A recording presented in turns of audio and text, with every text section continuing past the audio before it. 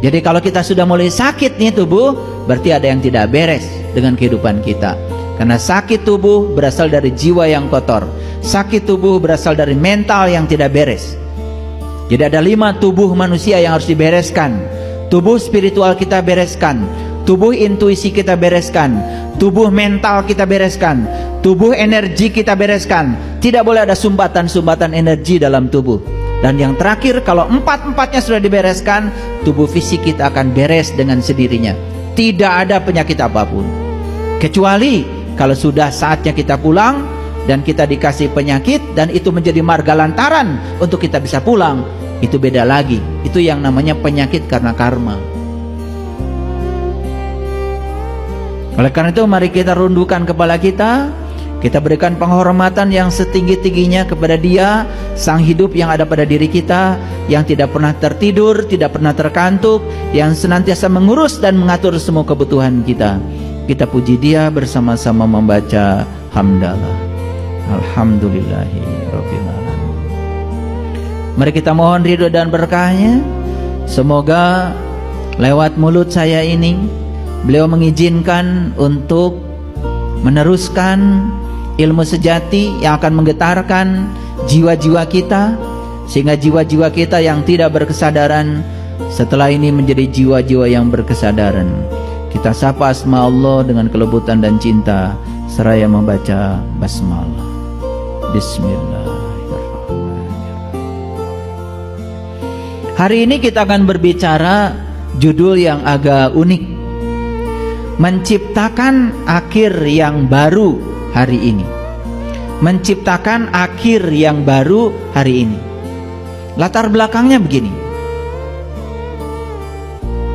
Banyak di antara kita yang menciptakan akhir dari semua aktivitas kita yang awal, yang akhirnya itu nggak pernah dievaluasi.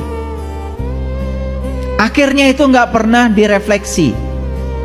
Apakah hasil ini, hasil yang kita terima ini adalah hasil yang memberikan manfaat kepada kita, atau hasil yang tidak memberi manfaat kepada kita? Contoh yang sederhana, pasti semua kita sudah menjalankan sholat 5 waktu, karena itu rukun Islam yang kedua. Pernah nggak kita melihat hasil akhir dari sholat kita? Perubahan apa yang terjadi dari sholat kita?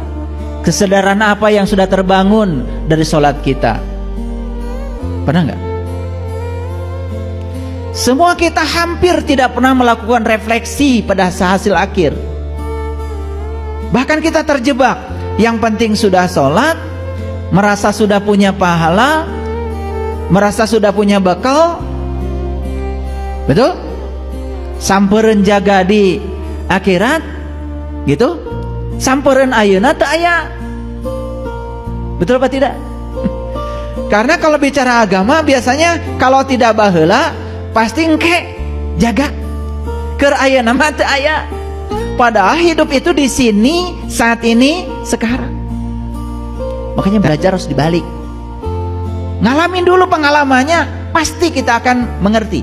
Misalkan Ibnu Atha mengatakan, kamu tidak usah tanya Allah untuk tahu sholatmu diterima atau tidak.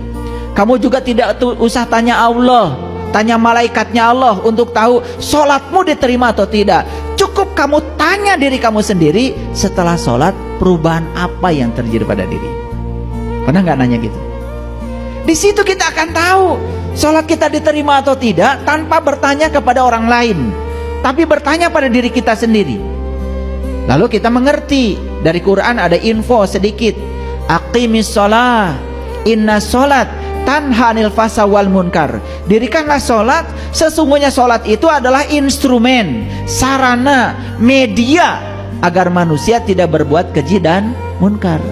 Jadi kalau habis sholat masih nyolot, habis sholat masih ngomongin orang, habis sholat masih benci pada orang, habis sholat bahkan merampok hak orang lain, Anda itu belum sholat. Karena sholat tidak menjadi instrumen yang menyebabkan kita terbebas dari perbuatan keji dan munkar. Paham maksud saya? Nah, kita sedang merefleksi hasil akhirnya.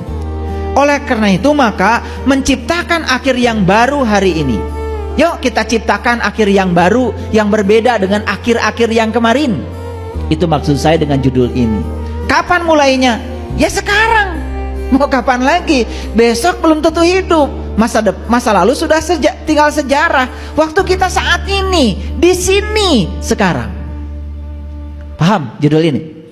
Jadi hari ini kita bertekad untuk menciptakan akhir yang baru, supaya kita tidak terus-menerus menciptakan akhir yang tidak ada faedahnya untuk kita.